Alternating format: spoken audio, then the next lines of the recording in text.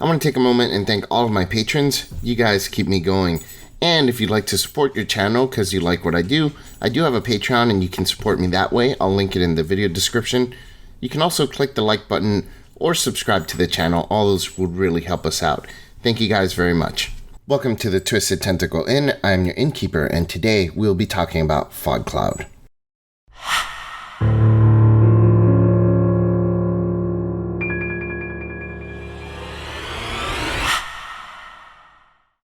Fog Cloud is a first level spell on the Druid, Ranger, Sorcerer, and Wizard spell list.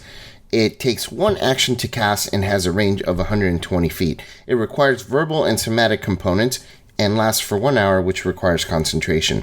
This spell creates a 20-foot radius sphere of fog, which goes around corners, but it can be dispersed with a 10-mile-per-hour wind. You can upcast it, which increases the radius by 20 feet for every spell level that you upcast it by, which is amazing because you're basically doubling the area of effect for each spell level, so you're increasing it by 100% every spell level that you use above the first level, which is amazing.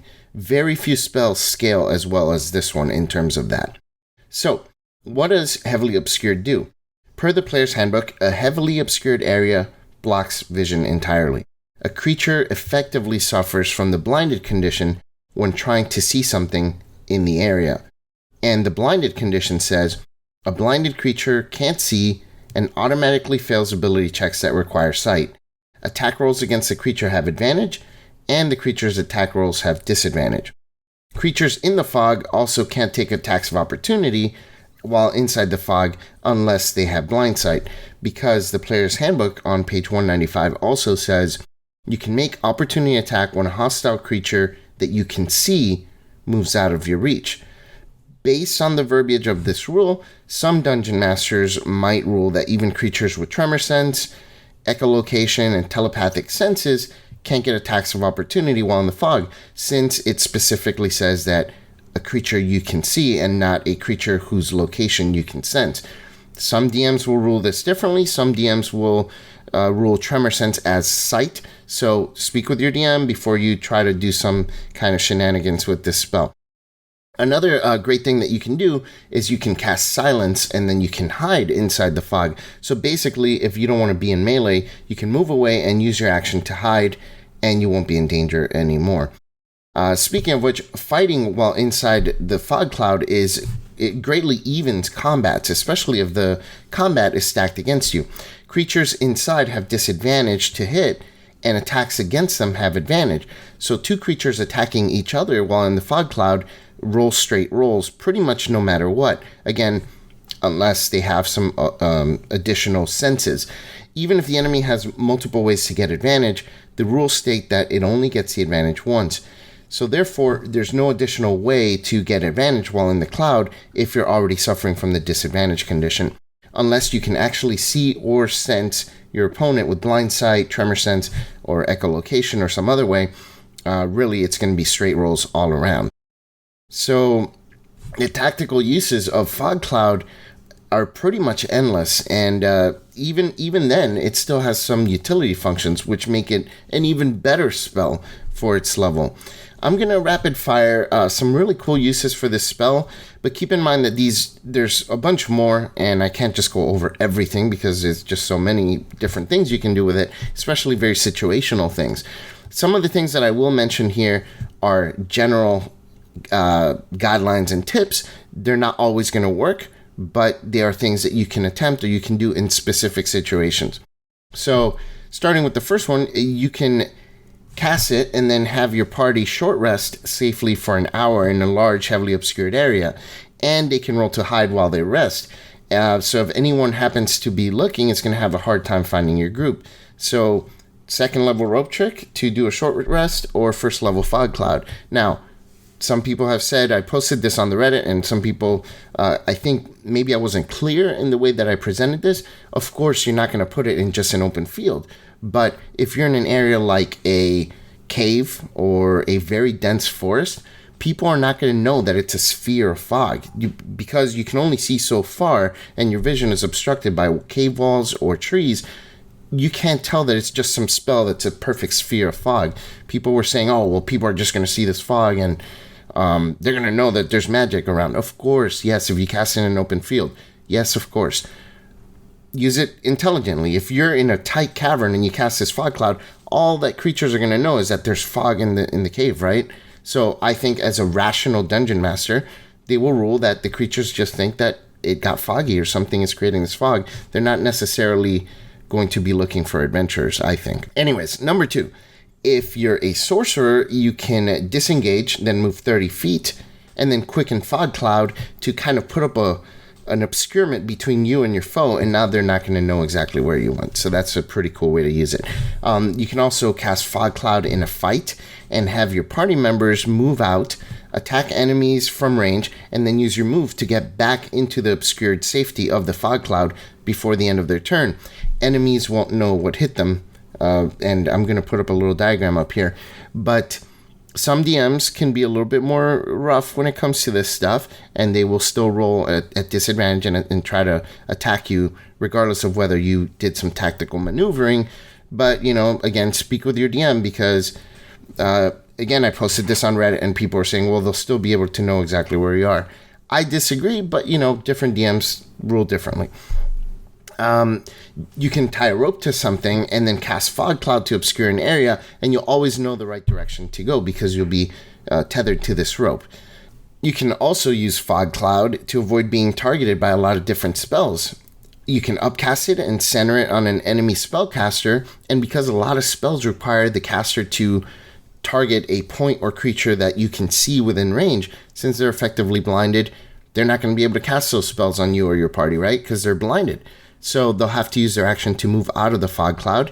And if you upcasted it, you've created a very large area. So they'll probably have to dash and therefore waste an entire turn just to get out of the fog cloud. And maybe even end up positioned in a very unadvantageous place where your fighter can get to them the following round. The fog cloud doesn't move with them, but if you upcast it specifically, it's such a big area that they're not going to be able to get out of it that round or maybe even the following round. So some really good tactical advantages there that can protect you from some enemy spellcasters and really nullify their abilities. You can also use it during a fight to allow your rogue to have something to hide in every round so they can get their sneak attack to trigger. So some DMs are going to allow the rogue to roll hide with advantage while in the cloud, but check with your DM to see if that's something that they're going to allow. Otherwise, at least they can hide while in the fog cloud. That is not up for debate. If you're in over your head, you can cast fog cloud to make a clean getaway. While inside the fog cloud, you're not going to trigger opportunity attacks, so cast fog cloud and get out of there, get out of dodge, right? You can also, if there's invisible enemies that you're fighting, fog cloud will even the odds because while inside the fog cloud, everybody's blind, which means that everybody is attacking with straight rolls. Invisible creatures are no longer going to have that advantage to hit you, and you're not going to have disadvantage to hit them. You can also use fog cloud to kind of sneak into a dungeon or castle unseen. So a rolling fog comes through, and there comes the group and sneaks right in without being noticed. Of course, you're going to have to roll hide, but you won't be seen. It'll be more advantageous. Some DMs will rule that you will get advantage on your sneak rolls doing that. Also, if you're in a combat where there are archers in hard-to-reach areas like, some kind of platform or something, and they're shooting at your party, and they're hard to reach, cast fog cloud on them. They're not going to be able to shoot at you, right? Most DMs will rule that way, or at least they'll be rolling at disadvantage if your DM still wants to be able to target you. That's a great way to nullify enemy archers or ranged attackers. Or if you're fighting a rogue, you can completely nullify their sneak attack by fighting them within a fog cloud because they're not going to get advantage to their attacks unless there's an ally next to their foe, which at that point they can still get sneak attack, but you can move out of the way of their allies' reach, so without provoking opportunity attacks, so they are less likely to nail their sneak attacks if they are in the fog cloud. It's also a great way to nullify creatures who have advantage to hit you or creatures who impose disadvantage when you try to hit them. So if you cast fog cloud, then everybody is going to be rolling straight rolls. So evens out the odds there. Maybe you have the Find Familiar spell or an animal companion. You can choose a bat which has echolocation, and now you effectively have a huge advantage in the combat because you can actually sense where your enemies are. Fog Cloud is also great when fighting creatures that have gaze attacks like medusas or basilisks. You essentially can nullify their abilities and are at zero risk of being turned to stone or being petrified while in the fog cloud because they can't see you, right? And therefore you can't see them, and therefore you don't have to worry about averting your eyes or attacking with disadvantage because you're averting your eyes. You're attacking straight rolls, and you're also not under risk of getting under the effects of their gaze attacks. Now that Tasha's is out, Rangers can pick up the blind fighting style, which is really cool. And with Fog Cloud, they can now use the famous Warlock darkness with Devil's Sight maneuver, but even better because they can do it in darkness and they can do it in Fog Cloud. And if you're fighting devils, well, guess what? Devils still cannot see in Fog Cloud, but your Ranger with Blind Sight can. So you'll have some really nice advantages there. There's just so much that you can do with this spell. And those are just some universally applicable situations. Be sure to check with your DM to see how some of these things work at your table because every table is different. And yeah, that does it for that. I believe Fog Cloud is a top 5 spell for its level. Its applications both inside and outside of combat not only make it really versatile, but a powerful tool for managing combat on your terms. And that does it for today's video on Fog Cloud. I do hope that you found this video helpful, and I'd love to hear if you have some additional ideas for using Fog Cloud, because the more things that you can do with it, the better. And if you can help other people out or myself to come up with awesome new ways to use this spell, I would love to hear about it. So please post that in the comments. And if you have any questions or comments, feel free to leave them down in the comments below. As always, I'm your innkeeper at the Twisted Tentacle Inn. Check in anytime. I'll talk with you then.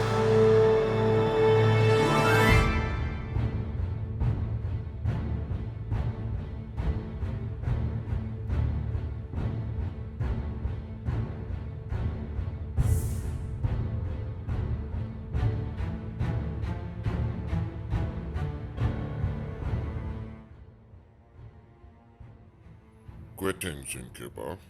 You're just in time for our Friday night terrors. We also have very delicious sandwiches that are to die for. And hooch. Spiked punch.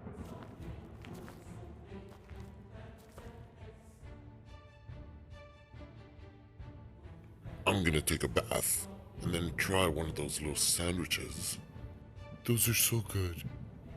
The little Hawaiian rolls with the Swiss cheese. Save one for me. You know what else I like? Those hot dogs wrapped in a little bit of bread. I think they call them pigs in a blanket. Love them. Love them. Oh, I know you'll like them. And wait till you try the main course.